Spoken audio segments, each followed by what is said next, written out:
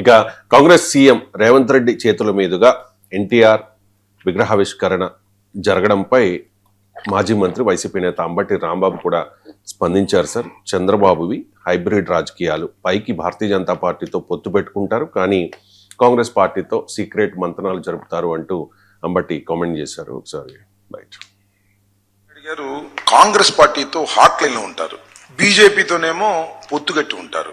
మనసులోనేమో మోసం, ముసుగులోనేమో కాంగ్రెస్, ప్రస్తుతానికి బహిరంగంగా భారతీయ జనతా కాంగ్రెస్ పార్టీకి వ్యతిరేకంగా పెట్టినటువంటి రాజకీయ పార్టీ అని ఎన్టీ రామారావు గారు చెప్పారు. మహానాడులో కూడా చంద్రబాబు నాయుడు గారు దాన్ని ఓదరగొట్టారు. రేవంత్ రెడ్డి గారు వెళ్ళి దాన్ని ఓపెన్ చేస్తే అద్భుతమైన మాటలు చెప్తే తెలుగుదేశం జెండాలు పుచ్చుకుని అందరూ స్వాగతం పలికారు. చిత్రం చూశారుగా. కాంగ్రెస్ పార్టీ ముఖ్యమంత్రి కాంగ్రెస్ పార్టీకి వ్యతిరేకంగా పెట్టినటువంటి ఒక రాజకీయ పార్టీకి ఎన్టీ రామారావు గారు కాంగ్రెస్ పార్టీ ముఖ్యమంత్రి ఆవిష్కరిస్తుంటే తెలుగుదేశం జెండాలు పుచ్చుకుని వెళ్ళి ఆహ్వానం పలికారు. చంద్రబాబు నాయుడు గారు మాత్రం హాట్ గా రైట్ సార్. అంటే కాంగ్రెస్ సీఎం తెలుగుదేశం పార్టీ వ్యవస్థాపకుడైన ఎన్టీఆర్ విగ్రహావిష్కరణ చేయడాన్ని వైసీపీ కోసం చేస్తారు. కాంగ్రెస్ సీఎం రేవంత్ రెడ్డి కాదు, తెలంగాణ సీఎం. కాంగ్రెస్ కు సీఎం ఉండడు, తెలంగాణ రాష్ట్రానికి సీఎం ఉంటాడు, పార్టీకి సీఎం ఉండడు. అఫ్ కోర్స్ రాజకీయ పార్టీ కాంగ్రెస్ కావచ్చు, కానీ తెలంగాణ సీఎం. పెట్టింది టీడీపీ నాయకుడు విగ్రహం కాదు, పెట్టింది మహానటుడు ఎన్టీ రామారావు విగ్రహం. ఉమ్మడి రాష్ట్ర ముఖ్యమంత్రిగా ఉన్న ఎన్టీ రామారావు విగ్రహం. ఇందులో కాంట్రడిక్షన్ ఏముంది? ఇప్పుడు మనము ఎన్టీ రామారావు పౌరాణిక సినిమాలు చూసినప్పుడు తెలుగుదేశం సినిమాలు చూసినాం అని అనుకున్నారా? వైఎస్ఆర్ కాంగ్రెస్ నాయకులు సినిమాలు చూడరా? ఎన్టీఆర్ సినిమాలు, బాలకృష్ణ సినిమాలు చూసినప్పుడు టీడీపీ ఎమ్మెల్యే సినిమాలు అనుకుంటామా? మనం బాలకృష్ణ సినిమాలే అనుకుంటాం, అంతే కదా. పవన్ కళ్యాణ్ సినిమాలు చూసినప్పుడు మనం అది జనసేన సినిమాలు అనుకుంటామా? అసలు దాన్ని వైఎస్ఆర్ కాంగ్రెస్ వాళ్ళు చూడరా పవన్ కళ్యాణ్ సినిమా? పవన్ కళ్యాణ్ ఫ్యాన్స్ వైసీపీలో కూడా అంతటా ఉంటుంది. అసలు జగన్మోహన్ రెడ్డి మీకు అప్పుడు ఆ మధ్య ఎక్కడో అన్నారు కూడా, అది కూడా వచ్చింది పవన్ కళ్యాణ్ ఫ్యాన్ అని సినిమాల్లో. సో నాకు తెలియదు, గుర్తులేదు, కానీ బట్ బాలకృష్ణ ఫ్యాన్ అండి, sorry, Jaganmohan Reddy Balakrishna fans association లో కూడా ఉండే అని ఆ మధ్య వార్తలు వచ్చాయి. సబ్జెక్ట్ వెరిఫికేషన్ నాకు తెలియదు, కొన్ని రూమర్స్ అయితే వచ్చాయి సోషల్ మీడియాలో, మరి ఎంత నిజమో తెలియదు. సో మీకు ఆ మాటకు వస్తే కృష్ణా జిల్లా పేరు ఎన్టీఆర్ పేరు ఎవరు పెట్టారు? జగన్. నాకు గుర్తున్న జగనే కదా. జగనే సార్. April 4th, 2022 April 4న అంటే తెలుగుదేశం పార్టీ పెట్టలేదు మీకు, కానీ వైఎస్ఆర్ కాంగ్రెస్ పార్టీ మరి జగనే పెట్టాడు కదా. మరి కాంగ్రెస్ సీఎం రేవంత్ రెడ్డి పెడితే ఆశ్చర్యపోయేది ఉన్నది. జగనే ఎన్టీఆర్ పేరు పెట్టడానికి అభ్యంతరం లేనప్పుడు కోర్స్ మళ్ళీ హెల్త్ ఉన్నది ఎన్టీఆర్ పేరు తీసి అనవసరంగా వైఎస్ఆర్ పేరు పెట్టాడు, అది వేరే విషయం. కానీ మీకు అందువల్ల కొన్ని ఇప్పుడు అట్లంటే కాంగ్రెస్ సీఎంఏ కదా పివి నరసింహారావు, కాంగ్రెస్ పిఎం కదా. మరి ఆయన భారతరత్న బిరుదు ఎవరిచ్చారు? కాంగ్రెస్ ప్రభుత్వం ఇయ్యలే, బీజేపీ ప్రభుత్వం ఇచ్చింది, అన కదా.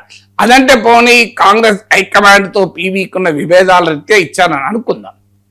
విఎస్ అచ్యుతానందన్ కు పద్మభూషణ్ ఇచ్చారే, ఆయన కమ్యూనిస్ట్ నాయకుడు కదా. బుద్ధదేవ్ భట్టాచార్యకు మోడీ ప్రభుత్వం ఇచ్చింది కదా.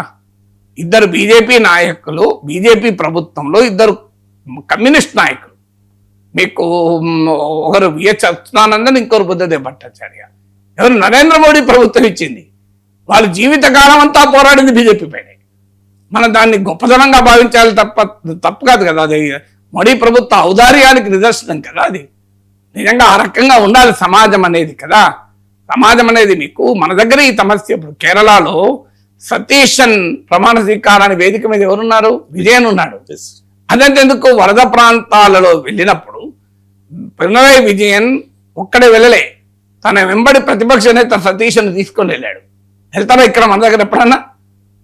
అదే తన వెంబడి ప్రతిపక్ష నేత తీసుకొని సీఎం వెళ్ళడం ఏంటి? అసలు ప్రతిపక్ష నేత దానికి అంగీకరించలేదు. ప్రతిపక్ష నేత విమర్శిస్తూనే ఉండాలి కదా. పొద్దున్న లేస్తే సీఎంతో కలిసి ఇద్దరు కలిసి విమానాలు వెళ్ళారు. అదే రాజకీయం అంటే. రాజకీయం అంటే శత్రువులే ఉండాల్సిన అవసరం లేదు. ఏముంది? రాజకీయాలంటే మనం గౌరవించుకోవాలి. అభిప్రాయాలు, రాజకీయ అభిప్రాయాలు భిన్నత్వం ఉండాలి.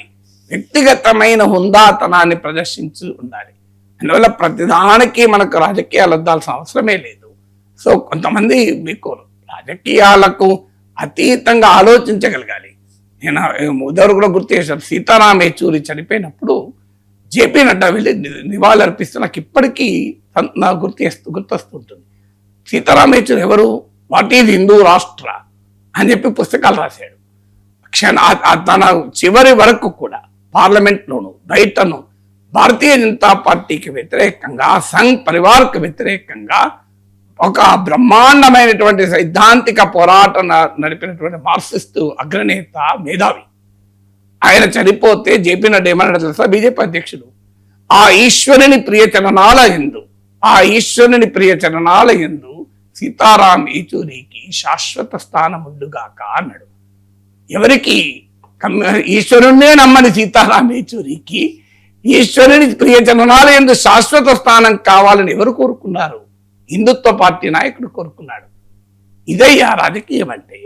ఈ ప్రస్తమానము ఈ సంకుచితత్వము, దేశము, విద్వేషము ఉండాల్సిన అవసరం లేదు. కొన్ని అంశాలపైన మనకు పరస్పరం అంగీకరించిన అంశాలపైన, పరస్పరం తీవ్రంగా వ్యతిరేకించే అంశాలపైన కూడా ఒకే వేదిక పైన ఉండవచ్చు, మాట్లాడుకోవచ్చు. అభ్యంతరం ఏమి ఉండాల్సిన అవసరం లేదు. దట్ డజంట్ మీన్ ఒకరి అభిప్రాయాలు ఒకరు మారినట్టు కాదు. జగన్ చంద్రబాబు నాయుడు ఒక వేదిక మీద కనబడితే అదేదో కుమ్ముక్కని అనాల్సిన అవసరం లేదు.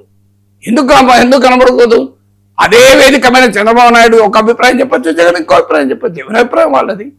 ఈ అభిప్రాయానికి నీవు బద్దుడవు, నీ అభిప్రాయానికి నువ్వు జవాబుదారి.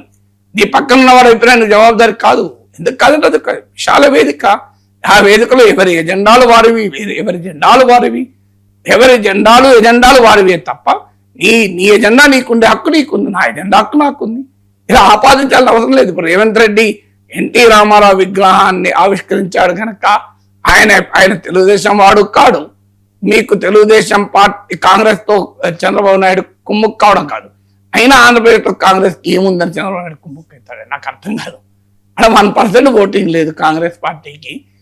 కాంగ్రెస్ పార్టీతో కుమ్ముక్కు అయితే చంద్రబాబు నాయుడుకి ఏం ప్రయోజనం ఉంటుంది చెప్పండి? రాజకీయంగా కూడా ఇట్ డజంట్ మేక్ సెన్స్ కదా. రాష్ట్ర స్థాయిలో కాకపోవచ్చు, మరి జాతీయ స్థాయిలో కాంగ్రెస్ వీకే ఉంది కదా. జాతీయ స్థాయిలో కాంగ్రెస్ బలంగా లేదు కదా. అయినా జాతీయ స్థాయిలో గుర్తింపు ఎప్పుడు రాష్ట్రంలో బలం ఉంటుంది కదా. జాతీయ స్థాయిలో కూడా కాంగ్రెస్ కి ఏముంది? కాంగ్రెస్ కు ఉన్న మిత్రులే పోతున్నారు. స్టాలిన్ పోయిండు, మమతా బెనర్జీ పోయింది, కేజ్రీవాల్ పోయిండు.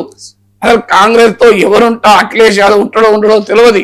చంద్రబాబు నాయుడు పోయి ఉంటాడు. ఆయన తమాయకుడు రాజకీయాల్లో మనకు అర్థం కావాల్సింది. ఇవాళ భారతీయ జనతా పార్టీ ఊపులో ఉన్నప్పుడు అక్కడికి ఎందుకు పోతాడు? మనము రాజకీయాల్లో గతంలో కాంగ్రెస్ తో లేడా, ఉన్నాడు. భవిష్యత్తులో ఉండడం నేను చెప్పలేను. కానీ ప్రజెన్స్ లో మాత్రం ఉండాల్సిన అవసరం లేదంట నేను. It doesn't make any political sense for me. ఇప్పుడు ఉంటాడు అంటే ఇప్పుడు కాంగ్రెస్ తో కుమ్ముక్కవుతాడు. మళ్ళీ కూడా చెప్తున్నా, గతంలో లేడా, ఉన్నాడు. భవిష్యత్తులో ఉండడా ఎవరము చెప్పలేము. రాజకీయాల్లో శాశ్వత మిత్రులు, శాశ్వత శత్రువులు ఉండరంటారు. కానీ యాజ్ ఆఫ్ టుడే కాంగ్రెస్ తో కుమ్మక్కైతే ఆయనకు వచ్చే బెనిఫిట్ ఏంటి? రేవంత్ రెడ్డితో కుమ్మక్కైతే ఆయనకు వచ్చే బెనిఫిట్ ఏంటి? రేవంత్ రెడ్డి కూడా తెలంగాణ ముఖ్యమంత్రి కదా. చంద్రబాబు నాయుడుతో కుమ్మక్కైతే వచ్చే ఉన్న ఓట్లు పోతాయి, ఏమైనా బెనిఫిట్ ఉంటుందా? మనం అనుకుంటాం జిహెచ్ఎంసీ ఎన్నికల్లో ఓట్లు వస్తాయని. జిహెచ్ఎంసీ ఎన్నికల్లో కూడా కాంగ్రెస్ ఓట్లు వస్తాయి, టీడీపీ అమ్మాయిలు ఇక్కడ ఉన్నారని. కానీ టీడీపీ అమ్మాయిలు రేవంత్ రెడ్డి పార్టీ నాయకత్వం కాంగ్రెస్ కేలే. రేవంత్ రెడ్డి ముఖ్యమంత్రి చేస్తానికి ఎమ్మెల్యే ఎలక్షన్లో ఓటేలే. కేసీఆర్ పార్టీకి ఇచ్చారు, మనం మర్చిపోవద్దు. హైదరాబాద్ ఎవరు గెలిచారండి? బీఆర్ఎస్ గెలిచిందా, కాంగ్రెస్ గెలిచిందా? అన్ని సీట్లు, దాదాపు అన్ని సీట్లు బీఆర్ఎస్ గెలిచింది కదా. మీకు ఆంధ్ర ప్రాంతం ఓటర్లు, ఆంధ్ర ప్రాంతం నుంచి వచ్చి ఇక్కడ స్థిరపడ్డ ఓటర్లు, టీడీపీ అమ్మాయిలు ఉన్న కూకటపల్లి, షేర్లింగంపల్లి, కుత్బల్లాపూర్ అవన్నీ బీఆర్ఎస్ గెలిచింది కదా. అందువల్ల మన ప్రజలు ఎట్లా ఆలోచిస్తారనుకుంటే అది కాదు. మనం మీడియాలో, సోషల్ మీడియాలో నోరున్న వారు మాట్లాడేదే సమాజం అంతా నమ్ముతుంది అని భ్రమపడితే అది ఆప్టికల్ ఇల్యూషన్.